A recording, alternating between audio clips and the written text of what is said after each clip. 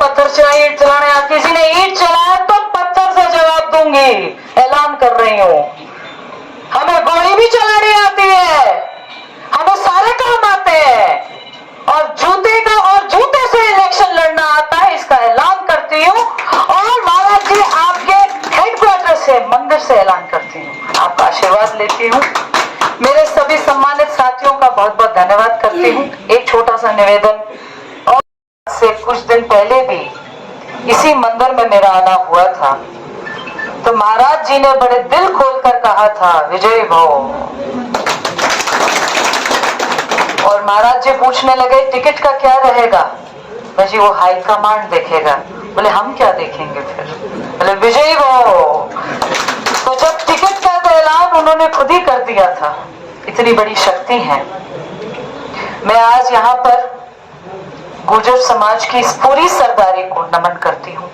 उनके साथ साथ आए और सम्मानित साथियों को और बिरादरी को नमन करती हूँ।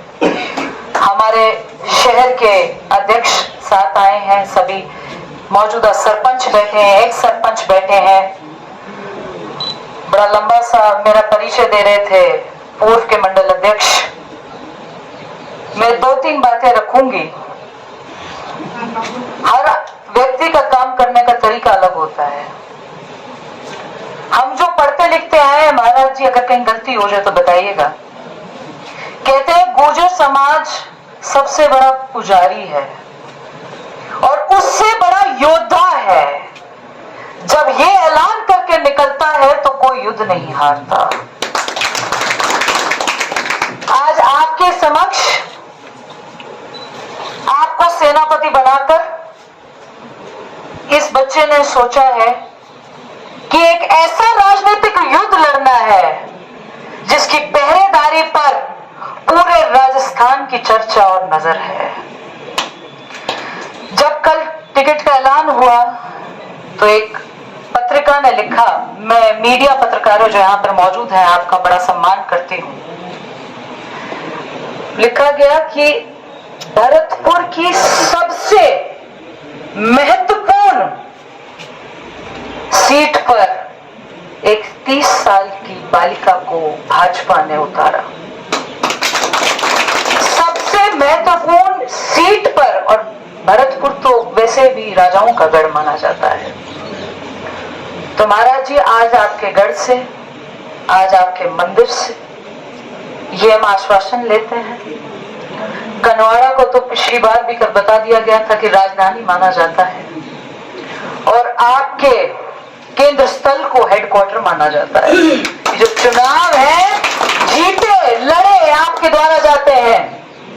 आपने मेरे जैसे गरीब पर सीधी नजर भी देख ली तो चुनाव वैसे ही जीत जाएंगे। बहुत ज्यादा किसी की जरूरत नहीं है, बस आप अपनी सीधी नजर रखिएगा। यहाँ पर बहुत सारे ऐसे साथी हैं, पूर्व में सरपंच हैं, सिटिंग सरपंच हैं, मौजूदा सरपंच हैं, पूर्व में पार्षद हैं, वर्तमान में पार्षद हैं, जिनसे मेरे रूबरू संबंध हुए। मैं आपको एक बात बताना चाहती हूं, अगर आपने ये विश्वास कर लिया तो ये जो सरहदों की सीमाएं हैं ये काबू में आ जाएंगी और ये आप चुनाव जीत जाओगे। मैं आपकी अपनी बेटी हूं, बेटा भी हूं। मैंने आपके बेटी के भी फर्ज अदा करने हैं और बेटे के भी अदा करने हैं। बेटी के तो ये हो सकते हैं जो मेरे माता पिता ने संस्कार दिए, और बेटे के वो हो सकते हैं जो युद्ध लड़ा जाता है मैदान में उतार कर। अपने पिता का, अपने पूरे समाज का, अपने पूरे 36 बिरादरी का जब सिर ऊंचा किया जाता है वो बेटे का काम होता है। मेरे समाज, मेरे कंधों पर तो वो दोनों काम है।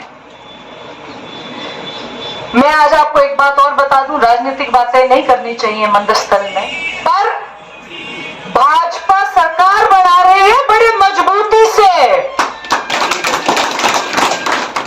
और जहां फिलहाल में हम बैठे हैं, मैं ऐलान करती हूं कि कांग्रेस की इस बार जमानत जब्त होगी। यहां से इस बॉर्डर के इलाके से कांग्रेस की जमानत जब्त करके हम भेजेंगे। ये मैं ऐलान करके आपके आशीर्वाद से यहां से निकलना चाहती हूं। हम कांग्रेस के किसी प्रत्याशी को नहीं जानते, हम कांग्रेस की टिकट को, सिंबल को जानते हैं। और आपको जो को जानते हैं, तो मैं ये ऐलान करती हूं कि हमें प्रत्याशी का नाम नहीं जानना कौन है। इस बार आप विजयी बन के निकलोगे, ये मैं महाराज जी से आशीर्वाद लेती हूं और ये आश्वासन देती हूं कि जहां पर कभी पसीने की जरूरत पड़ जाएगी तो नौकुम चौधरी अपना खून बहा देगी। चुनाव तो लड़ने और जीतने लड़े जाते हैं, चुनावों के समीकरण एक रात में बदल जाते हैं। कल की रात आती है, अगले दिन चुनावों के समीकरण बदल जाते हैं, पर असली लीडर वही है, असली समाज का वक्ता वही है जो अपने समाज में रह के काम करता है। चुनाव तो मैंने 26 साल की उम्र में भी लड़ लिया था। उस टाइम देश में सबसे कम उम्र में हर पार्टी में चुनाव लड़ा था मैंने, तब भी माननीय प्रधानमंत्री जी के आश्वासन से चुनाव लड़ा था। आज मेरी 30 साल की उम्र है, तो मैं 3.5-4 साल के अंदर में मुझे दूसरा मौका पार्टी ने दिया है। राष्ट्र की सबसे बड़ी पार्टी, विश्व की सबसे बड़ी पार्टी ने एक उदाहरण बना दिया कि 3.5-4 साल के पूर्व में भी एक कोई प्रत्याशी को दोबारा दूसरे जगह से उतारा जा सकता है। ये एक पार्टी ने विश्वास जताया है, जिसका मैं बहुत बहुत धन्यवाद करती हूँ। आप सभी समाज के सभी सम्मानित साथी से तो नमन करती हूँ। भेजेंगे, चिंता मत